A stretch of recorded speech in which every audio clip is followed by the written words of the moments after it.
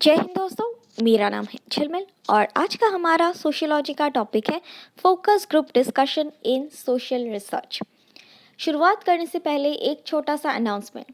जैसे कि आपको पता है कि मैं एक सर्टिफाइड टैरो रीडर हूँ और एक साइकिक मीडियम हूँ।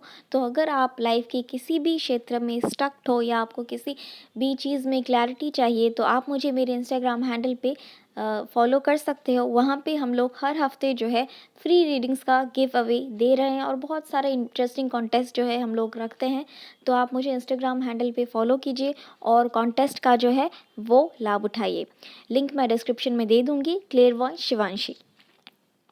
सो moving on to our topic again.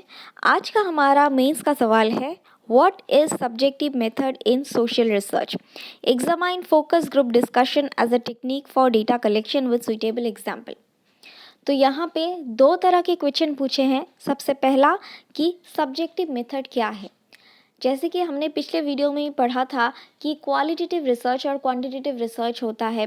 जो अपना क्वांटिटेटिव रिसर्च होता है वो न्यूमेरिकल डिजिट्स पे ऊपर बेस्ड होता है और वो बेसिकली ऑब्जेक्टिव मेथड को इम्प्लीमेंट करता है।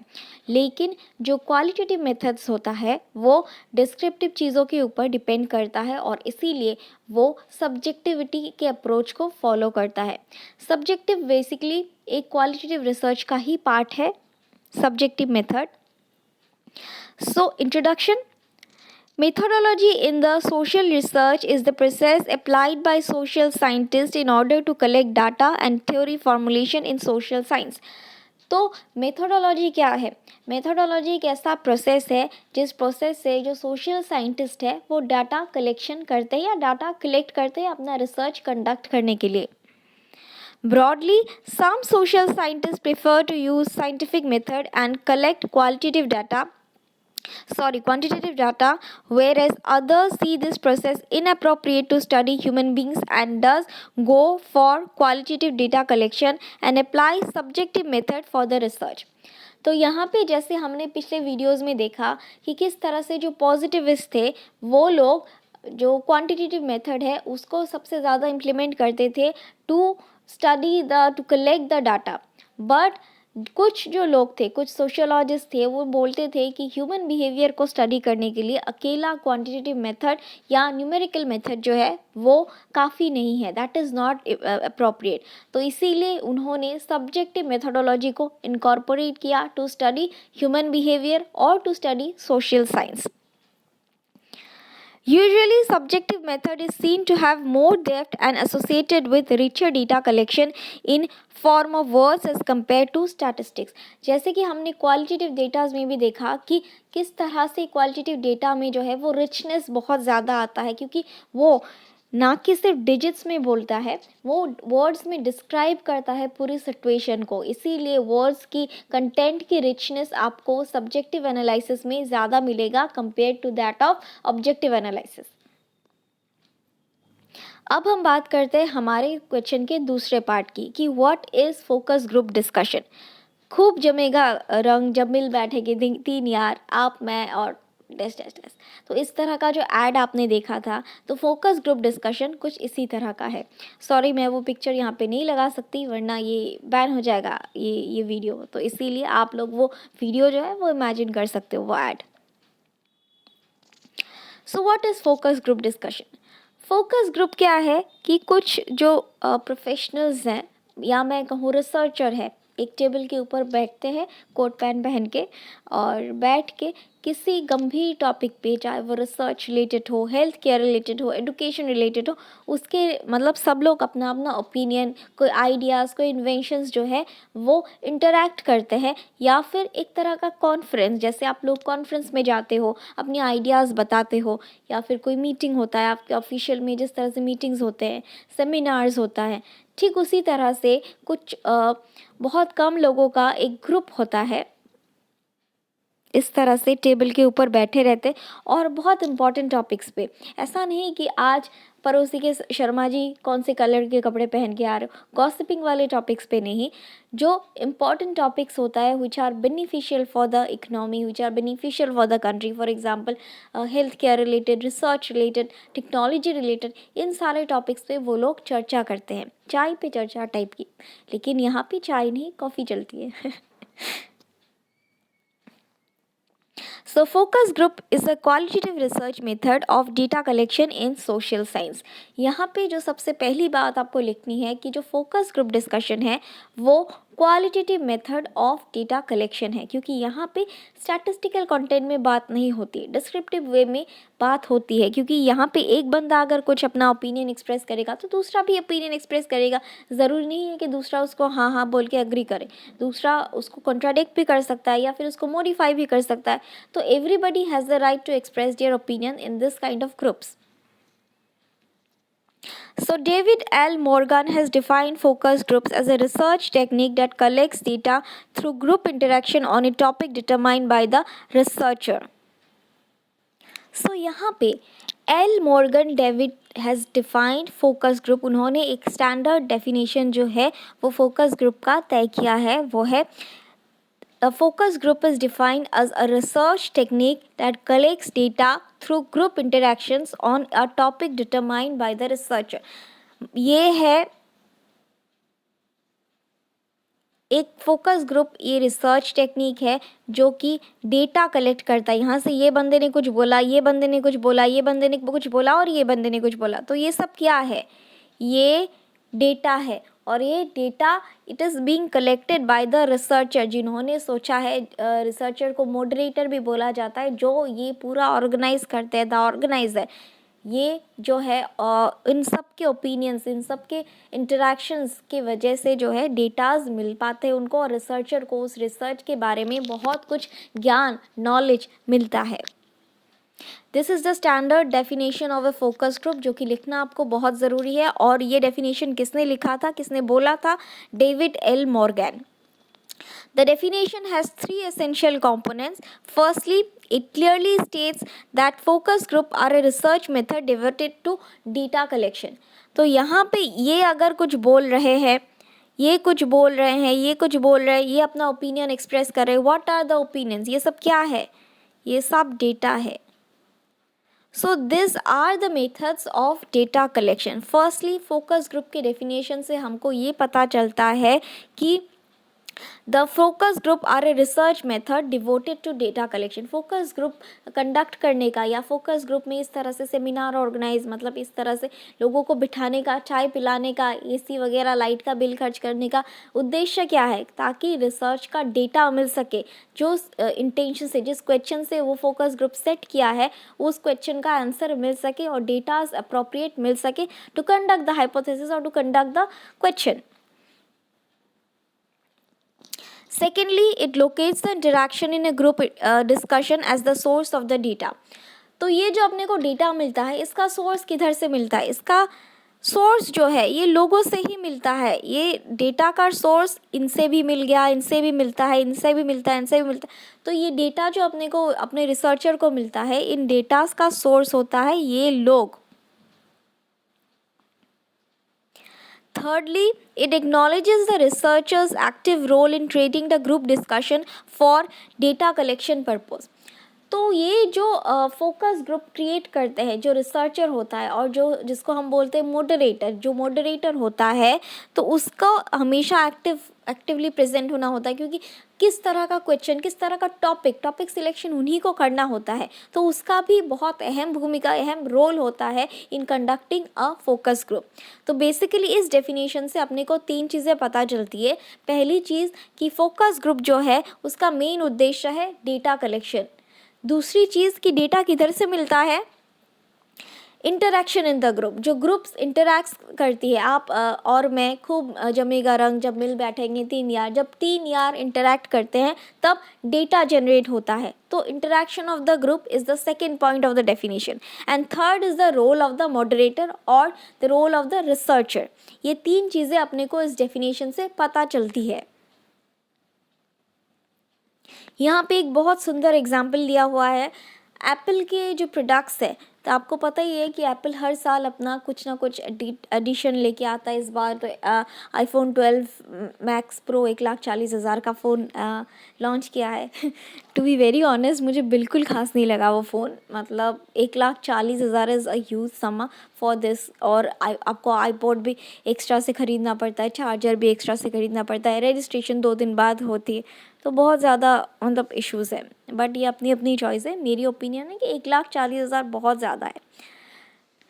तो ये moving on to our topic again, कि यहाँ पे एग्जांपल दिया है कि मान लीजिए आपको इंडिया में एप्पल प्रोडक्ट्स, कुछ नए प्रोडक्ट्स की रेंज जो है वो लॉन्च करनी है, बट यू नॉट श्योर कि वो बिकेंगे या नहीं, वो किस तरह से सेल होगी, या कंज्यूमर्स का उसके प्रति किस तरह का रिएक्शन होगा।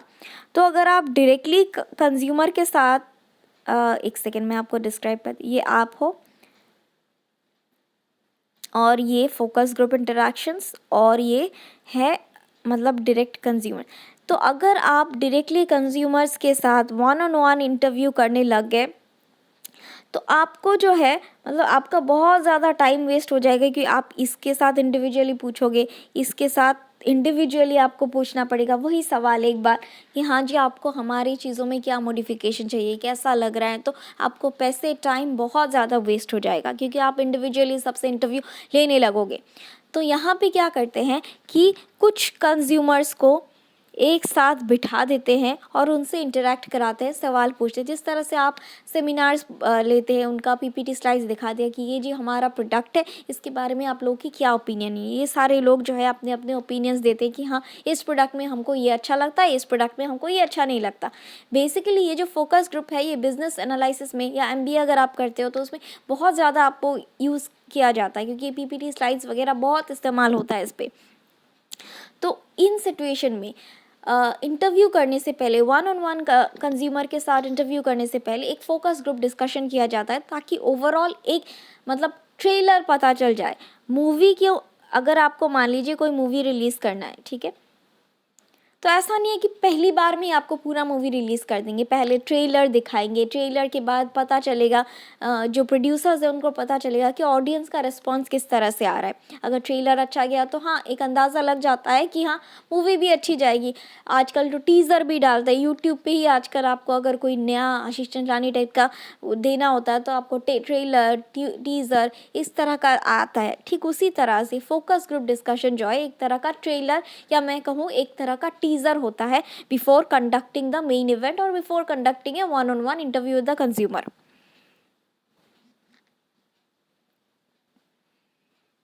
Now we are going to study how is focus group different from other group types. Type on the basis of this definition, focus group should be distinguished from groups whose primary purpose is something other than research, for example therapy, education, decision making, etc. यहाँ पे आपको एक बात रखना याद ज़रूरी है कि जो फोकस ग्रुप की डिस्कशन होती है वो बेसिकली इम्पॉर्टेंट टॉपिक्स पे होती है। Important topics related to research, important topics related to health care, business management, जो बहुत गंभीर, जहाँ पे बड़ी बड़ी चीज़ें, बड़ी बड़ी डील्स होती है, उन सारी चीज़ों पे ही आपका फोकस ग्रुप डिस्कशन होता है। अरे गहरी चीज़ों पे फोकस ग्रुप डिस्कशन या अनइम्पॉर्टेंट चीज़ों पे फोकस ग्रुप डिस्कशंस नहीं होती है। बट ऑब्वियस है सूट पहन के बड़े बड़े लोग, डीजीएमजीएम टाइप के लोग अगर बैठेंगे तो बट ऑब्वियस है कि इंपॉर्टेंट चीज़ों पे ही डिस्कशन होगी। Further, it is useful to distinguish focus group from procedures that utilizes multiple participants but do not allow interactive discussions such as nominal groups or Delphi groups. यहाँ पे focus groups बाकी group से किस तरह से एक चीज़ में अलग है ये भी आप देखिए। मान लीजिए आप किसी मोटिवेशनल सेशन में जाते हो, वो भी एक तरह का इंटरेक्शन ही है, ग्रुप इंटरेक्शन ही है, लेकिन वहाँ पे क्या होता है, एक पर्सन है, he is on the highlight और बाकी सब सुनते हैं। समझ में आता है नहीं आता पता नहीं। जैसे क्लास में सिर्फ एक टीचर होता है, टीचर स्टूडेंट का एक इंटरेक्शन होता है, वो भी एक इंटरैक्टरी ग्रुप है, लेकिन वो क्या है, टीचर जो है वो सिर्फ बोलते हैं और स्टूडेंट्स उसे फॉलो करते हैं। डिड नॉट मतलब in least cases they express their opinion, या वो मैम को बोलेंगे मैम ऐसा नहीं है, हम सहमत नहीं है, ऐसा नहीं है, it can be modified, it can be done better. तो इस तरह से ये जो है फोकस ग्रुप्स बाकी ग्रुप से अलग है, क्योंकि बाकी ग्रुप्स में कहूँ अगर पॉलिटिकल पार्टीज़ की मीटिंग्स होती है या फिर आपका इलेक्शन की कैंपेन्स होती है, वहाँ पे जो इलेक्शन के नेता होते हैं वो बोलते हैं और बाकी जो क्राउड है वो सिर्फ सुनता है या फिर हाँ ना हाजिरी करता है, अपनी ओपिनियंस एक्सप्रेस बहुत रेयर करते हैं। तो इस तरह से फोकस ग्रुप इन सारे ग्रुप से थोड़ा अलग है, क्योंकि वहाँ पे सबको बराबरी का चांस मिलता है। अगर मतलब क्योंकि ग्रुप में लोग बहुत कम होते हैं, तो everybody has an opportunity to express their interaction, to express their views and to interact with each other. So अब हम बात करेंगे एग्जाम्पल ऑफ फोकस ग्रुप की। फोकस ग्रुप डिस्कशन जो है वो आजकल काफ़ी ज़्यादा ट्रेंड में आता है in terms of health care services. जब HIV और पेरेंटिंग के मामले में जो डेवलपिंग कंट्रीज़ है, जहाँ पे पॉपुलेशन की संख्या बहुत ज़्यादा बढ़ रही है, तो पॉपुलेशन कंट्रोल के मेजर से किस तरह से पॉपुलेशन को कंट्रोल किया जा सकता है, या फिर HIV एड्स से किस तरह से बचा जा सकता है, क्या प्रोटेक्टिव मेजर्स ली जा सकती है, वो सब डिस्कस करने के लिए focus group discussion is one of the best way, जहाँ पे लोग अपनी ओपिनियंस डिस्कस कर सकते हैं कि हाँ, हमारे देश की पॉपुलेशन बढ़ रही है, हमारे देश में सेक्सुअली ट्रांसमिटेड डिजीज़ की संख्या बढ़ रही है, क्योंकि लोगों में अवेयरनेस नहीं है। तो अवेयरनेस किस तरह से लाया जाए, अपनी रीजन में किस तरह से सुधार लाया जाए, किस तरह से लोगों को अवेयर किया जाए इन सब चीज़ों के बारे में। तो ये सब के लिए जो है focus group discussion is one of the best method. अब हम बात करेंगे what is focus group and individual interview. Focus group जो है वो एक तरह से मैं कहूँ सरफेस लेयर पे बात करता है, क्योंकि यहाँ पे बहुत सारे लोग होते हैं। सबको मतलब मान लीजिए ये एक सवाल पूछा गया कि पॉपुलेशन को किस तरह से कंट्रोल किया जा सकता है, तो ये सवाल सभी को पूछा जाता है। तो इसीलिए पूरा डीप में नहीं जाया जा सकता कि हाँ, एक इंसान के स्पेसिफिक में नहीं जाया जा सकता। ये जो है focus group interviews provide greater bread, क्योंकि फोकस ग्रुप इंटरव्यूज़ जो है एक सवाल सारे लोगों को एक टाइम पे पूछा जाता है। On the contrary individual interviews जो है वो एक इंसान को एक सवाल पूछा जाता है और उसी के साथ साथ करस्पॉन्डिंग सवाल पूछे जाते हैं, तो वो पूरा डीप में इनसाइट्स में स्टडी किया जा सकता है। This is one of the difference between focus group and individual interviews. Focus group के बाद वाला जो स्टेप है वो इंडिविजुअल इंटरव्यूज़ होता है, क्योंकि इंडिविजुअल इंटरव्यूज़ में एक स्टेप नीचे, यानी कि इनसाइट्स तक, पूरे रूट कॉज तक बहुत सारे कॉन्सिक्वेंट सवाल जो है आप पूछ सकते हो, उसके बारे में पूरा जान सकते हो। ऑन द कॉन्ट्ररी जो फोकस ग्रुप है वो यहाँ पे आप बहुत सारे लोगों को एक साथ एक सवाल दो सवाल पूछते हो, तो इसीलिए आप सरफेस के सवाल ही पूछ सकते हो। Now we are going to study what are the strength and weakness of focus group. Strength में बोले तो फोकस ग्रुप जो है एक तरह से डाइवर्सिटी प्रोवाइड करता है, क्योंकि फोकस ग्रुप एक ग्रुप में बहुत डाइवर्स के रीजन के लोग आपको मिलेंगे। साउथ इंडियन कोई अपने कल्चर के बारे में बताएगा कि नहीं, हमारे कल्चर के हमारे रीजन में ये होता है, तो पंजाबी हमारे भाई बहन वो कुछ और बोलेंगे। तो यहाँ पे एक डाइवर्सिटी देखने को मिलता है और डाइवर्सिटी ऑफ ओपिनियन देखने को मिलता है। ये हमारा सबसे बड़ा एडवांटेज है of the focus group discussion. Focus group and individual interviews both are qualitative techniques of data collection. But while focus group interviews provide greater breadth to the researcher, individual interviews on the other hand provide greater depth. जैसे कि मैंने कहा, तो Morgan and Kruger argue that compared to other methods, the real strength of focus group is not simply in exploring what people have to say, but in providing insight into the source of complex behavior and motivation. तो यहाँ पे एक तो है कि किस तरह से लोग बिहेव करते हैं जब वो ग्रुप में इंटरेक्ट करते हैं। मान लीजिए एक साउथ इंडियन इंसान आदमी है और एक पंजाबी है, तो वो दोनों ग्रुप में जब इंटरेक्ट करते हैं, ओपिनियन की क्लैशेस होती है, तो किस तरह से उनका बिहेवियर चेंज होता है, किस तरह से एक का बिहेवियर दूसरे को मोटिवेट करता है या डीमोटिवेट करता है, ये सब स्टडी करने के लिए फोकस ग्रुप डिस्कशन जो है वो बहुत अच्छा ज़रिया है। दूसरा तो मैंने बेनिफिट बताया या स्ट्रेंथ बताया कि डाइवर्सिटी को दर्शाता है। जितना ज़्यादा डाइवर्स ओपिनियन होंगे, उतना ज़्यादा डाइवर्सिटी होगा, उतना ज़्यादा हमको क्रिएटिव आइडियाज़ मिलेंगे, इतना ज़्यादा लोगों की मतलब प्रॉब्लम्स को हमको जानने को मिलेगा। तो एक तरह से डाइवर्सिटी के एंगल से हम लोग को बहुत अच्छा है फोकस ग्रुप डिस्कशन। अब हम देखेंगे वीकनेस। जब आप किसी का डिस्कॉर्ड सर्वर देख जाते हो तो वहाँ पे आप मॉडरेटर का जो रोल होता है वो बहुत ज़्यादा इम्पॉर्टेंट होता है, क्योंकि मॉडरेटर के रोल के ऊपर ही पूरा जो डिस्कॉर्ड सर्वर है वो डिपेंड होता है। मॉडरेटर किस चीज़ को अप्रूव करता है, कौन सी पोस्ट को डिसअप्रूव करता है, ये सेम कंडीशन है अपना फोकस ग्रुप में। फोकस ग्रुप में मॉडरेटर का जो रोल है वो बहुत अहम भूमिका निभाता है। अगर मॉडरेटर का रोल उस रिसर्च टॉपिक से डाइवर्ट हो गया तो पूरा जो रिसर्च का जो टॉपिक है वो हिल जाता है, ख़राब हो जाता है, पूरा जो फ्लो है वो बिगड़ जाता है। The weakness of focus group, like their strength, are linked to the process of producing focusing interactions, rather raising issues about both the role of the moderator in generating the data and the impact of the group itself on the data। जैसे कि मैंने कहा, अगर moderator ज़रा सा भी अपनी topic से, अपनी ड्यूटी से चला गया, डाइवर्ट हो गया, तो पूरा जो ग्रुप का इंटरेक्शन है या ग्रुप का जो फ्लोरा एंड फौना है वो पूरी तरह से बिगड़ जाता है।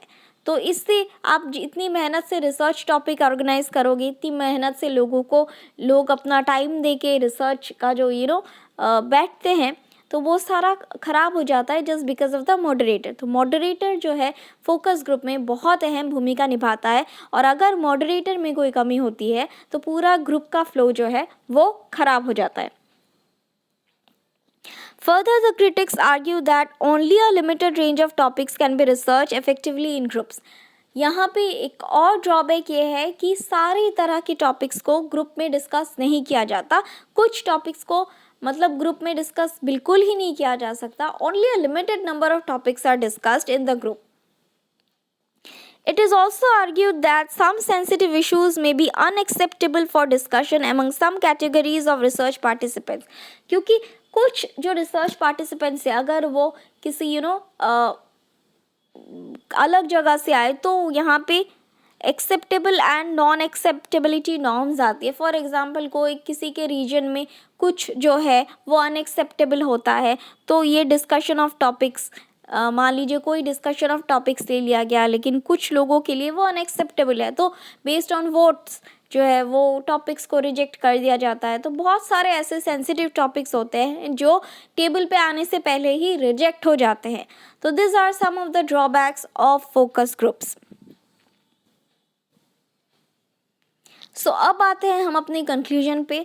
तो जैसे कि मैं हमेशा बताती हूँ कि कंक्लूजन मैं एक्सप्लेन नहीं करती हूँ, वो अब तक आपने जो समझा है वो अपने हिसाब से आप कंक्लूजन लिखिएगा। ये मैंने जो समझा है मैंने अपने हिसाब से लिखा है, तो कंक्लूजन प्लीज़ सेम मत लिखिएगा, कंक्लूजन को अपने हिसाब से ही लिखिएगा। तो ये है हमारे वीडियो का एंड। आज के लिए बस इतना ही, कल फिर मिलेंगे कुछ नए लेक्चर्स के साथ। Thank you.